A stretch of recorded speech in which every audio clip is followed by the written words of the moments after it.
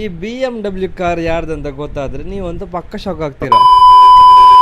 ಆಸುಪಾಸು ಯಾರು ಇಲ್ಲ ಆದರೂ ಅಡ್ಡಿಲ್ಲ, ಜೀವನದಲ್ಲಿ ಕಾಸಂತೂ ಮಾಡಬೇಕು. BMW ಕಾರ್ ಯಾರ್ದು ಗೊತ್ತಾ? ಮಣಿಪಾಲ್ ಆಗಿರ್ಬೋದು, ಮಣಿಪಾಲ್ ಸ್ಟೋರ್ದು.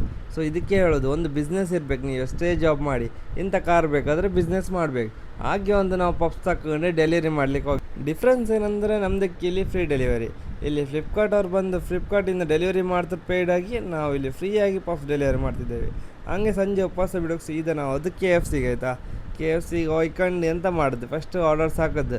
ಬೇರೆ ಆರ್ಡರ್ಸ್ ಬರ್ಗರ್, KFC ಅದೆಲ್ಲ ಬೂಸ್ಟರ್ ಎಲ್ಲ ಇದ್ದಿದ್ದೆ, ಅದರೊಟ್ಟಿಗೆ ನಮಗೆ ಒಂದು ಬರ್ಗರ್ ಸಿಗ್ತಾಯಿತಾ.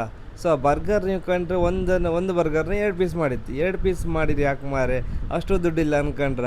ಹಂಗಲ್ದೆ ಇದು ಎಂತ ಗೊತ್ತಾ, ಇಬ್ಬರು ಆರ್ಡ್ರ್ ಆಗಿದೆ. ಅದಲ್ಲದೆ ಇಬ್ಬರು ಆರ್ಡ್ರ್ ಹಾಕಿದ್ಮೇಲೆ ಇದೊಂದು ಎಕ್ಸ್ಟ್ರಾ ನಾವು ಫ್ರೀಯಾಗಿ ಒಂದು ಕೂಪನ್ ಯೂಸ್ ಮಾಡಿ ತರಿಸಿದ್ದೆ. ಹಿಂಗೆ ಫ್ರೀಯಲ್ಲಿ ಹೆಂಗೆ ಬರ್ಗರ್ ತರ್ಸ್ಕೊಂಬುದು ಗೊತ್ತಾಯ್ಕಾದ್ರೆ ನಂಗೊಂದು ಕಮೆಂಟ್ ಮಾಡಿ ಆಯ್ತು, ಅದಕ್ಕೊಂದು ವೀಡಿಯೋ ಮಾಡಿ ಹಾಕೋ, ಹೆದರಬೇಡಿ. ಈ ಥರ ತುಂಬ ಮಾಡಿತ್ತು ಈ ಥರದ್ದು ಬರ್ಗರ್ ಫ್ರೀ ತಿಮ್ಮು. ಸೊ ಹಿಂಗೆ ವೀಡಿಯೋ ಇಷ್ಟ ಆಗಿದ್ರೆ ಲೈಕ್ ಮಾಡಿ, ಶೇರ್ ಮಾಡಿ, ಕಮೆಂಟ್ ಮಾಡಿ ಆಯಿತಾ.